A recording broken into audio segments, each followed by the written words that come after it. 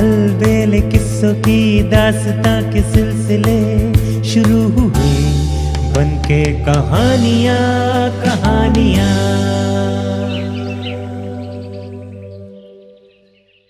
आइए सुनते हैं आज की कहानी। आज की कहानी है लालची बनिया। एक शहर में एक व्यापारी रहता था। उसका नाम था लोभी दास। जैसा नाम वैसा गुण। वो इतना लालची और कंजूस था कि बस कुछ न पूछो। उसे दिन रात पैसा बटोरने की ही धुन लगी रहती थी। पैसा खर्चने का तो वो नाम ही नहीं लेता था। लोभीदास को व्यापार के लिए शहर के बाहर आसपास के गांव में भी जाना पड़ता था। उस शहर के पास एक नदी बहती थी। गांव में जाने के लिए लोभीदास को नदी पार करनी पड़ती थी। एक दिन की बात है, लोभीदास ने नदी पार के एक गांव में व्यापार के लिए जाने का निश्चय किया। वो घर से निकलकर नदी किनारे आया। वहां से एक नाव वाला लोगों को पार पहुंचाया करता था। नाव किनारे लगी थी। लोभीदास भी नाव वाले को 2 पैसे देकर नाव में जा बैठा। थोड़ी देर में नाव आदमियों से भर गई और चल पड़ी। बरसात के दिन थे। आसमान में बादल पहले से ही छाए हुए थे। नाव कुछ दूर आगे बढ़ी ही थी कि पानी आ गया। बादल गरजने लगे और बिजली कड़कने लगी। लोग नाव वाले से कहने लगे, भैया जरा जल्दी जल्दी हाथ चलाओ, पानी तेजी से आ जाएगा तो बड़ी मुश्किल में फंस जाएंगे, जरा जल्दी पार लगा दो। लेकिन तब तक तो पानी तेजी से आ गया। माझी पूरी कोशिश कर रहा था, लेकिन नाव भरी हुई थी, इसलिए धीरे धीरे ही आगे बढ़ रही थी। तब तक पानी के साथ साथ आंधी भी आ गई। अब नाव नदी के बीच में थी। नाव को लौटना मुश्किल था। आंधी पानी का ये हाल था कि नाव पानी के थपेड़ों से कभी इधर झुकती तो कभी उधर झुकती। लोगों के दिल कांपने लगे। मौत सामने नजर आ रही थी। बचने का कोई उपाय नहीं था। औरतें और बच्चे चिल्लाने लगे। कुछ लोग तो ईश्वर से प्रार्थना करने लगे, हे भगवान, हम तेरी शरण में हैं, हमारे प्राण बचाना। कुछ लोग देवी देवताओं की मनौती मानने लगे। लोभीदास ने भी संकट का समय देखकर गणेश जी से मनौती मानी, हे भगवान, अगर मैं सही सलामत पार पहुंच गया तो मैं 100 नहीं तो कम से कम 50 ब्राह्मणों को अवश्य भोजन कराऊंगा।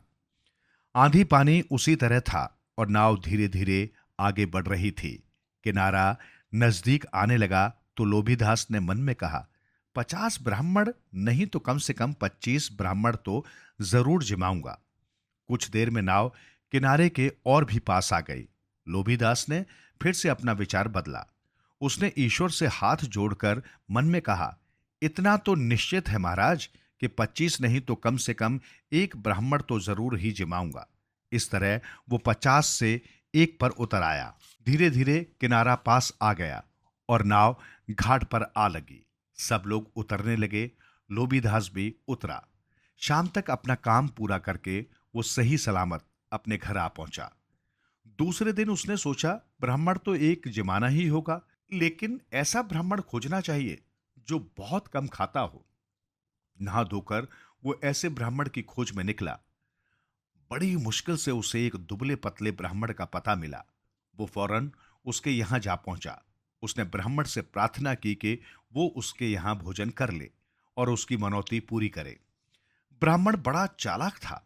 उसे ये बात समझते देर न लगी कि बनिया क्या चाहता है। वो बोला, देखो सेठ, मैं तो बहुत ही कम खाता हूं और इधर तो मेरी खुराक और भी कम हो गई है। मैंने तो लोगों के यहां खाने जाना भी छोड़ दिया है, लेकिन श्रद्धालु आदमी मालूम होते हो, इसलिए मैं तुम्हारी प्रार्थना नहीं टाल सकता। अच्छा, मैं कल सुबह तुम्हारे यहां भोजन करने आऊंगा। बनिया ये सोचते हुए खुशी खुशी घर लौट आया कि चलो अच्छा हुआ, जैसा ब्राह्मण मैं चाहता था ठीक वैसा ही मिल गया। घर आने पर उसे मालूम हुआ कि दूर के नगर के एक व्यापारी की चिट्ठी आई है और उसे एक बहुत जरूरी काम के लिए बुलाया है। उसे फौरन यात्रा की तैयारी करनी पड़ी। चलते चलते वो अपनी पत्नी से कह गया, देख, कल एक ब्राह्मण महाराज यहाँ भोजन करने आएंगे, उनका आदर सत्कार करना और भोजन करा देना। उसकी स्त्री ने उस दिन सारी तैयारी कर रखी थी। ठीक समय पर ब्राह्मण देवता पधारे। बनी की स्त्री ने उनके हाथ पैर धुलवाए और आदर पूर्वक आसन पर बिठाया। फिर थाली परोसकर उसने उनके सामने रखी। ब्राह्मण देवता भोजन करने लगे। ब्राह्मण देवता खाते जाते थे और बनिए की स्त्री परोसती जाती थी। लेकिन ये क्या, देखने में तो ब्राह्मण दुबला पतला मालूम होता था, लेकिन उसकी खुराक का तो कोई हिसाब ही नहीं था। थाली पर बैठे बैठे वो धीरे धीरे 5 आदमियों का खाना खा गया, लेकिन फिर भी उसका पेट नहीं भरा।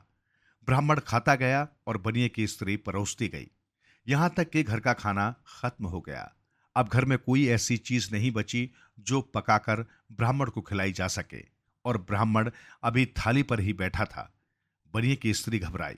उसने ब्राह्मण के आगे हाथ जोड़ दिए, बोली, महाराज कृपा कीजिए, मेरा दुर्भाग्य है, अब तो घर में कुछ भी नहीं बचा, गलती के लिए क्षमा कीजिए।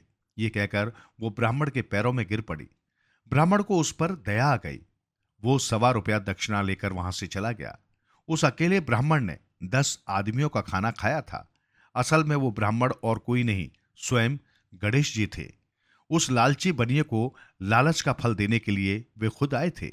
उनके खाने के बाद बनिए के घर में कुछ नहीं बचा। दूसरे दिन बनिया वापस लौटा। वो बुरी तरह थका हुआ था और उसे जोरों की भूख लगी थी।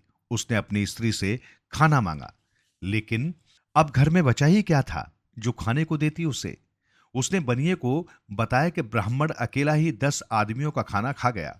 सुनकर बनिए ने अपना माथा ठोक लिया। कहाँ तो वो एक ब्राह्मण को भी भरपेट नहीं खिलाना चाहता था, और कहाँ वो ब्राह्मण उससे भी सवाया निकला। 10 आदमियों का खाना अकेले ही खा गया। लेकिन थोड़ी ही देर में उसकी समझ में आया कि असली बात क्या है। उसने मन ही मन गणेश जी से क्षमा मांगी और कान पकड़कर प्रतिज्ञा की कि अब आगे ऐसा कभी नहीं करूंगा। और सचमुच उसने लालच करना छोड़ दिया।